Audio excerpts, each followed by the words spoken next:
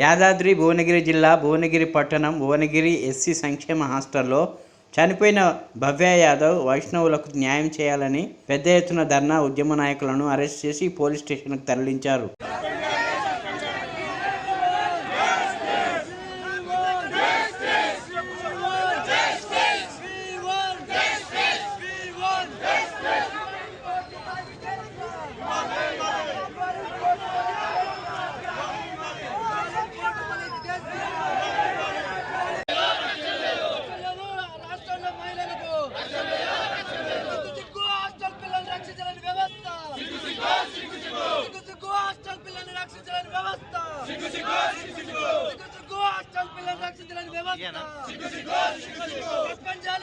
department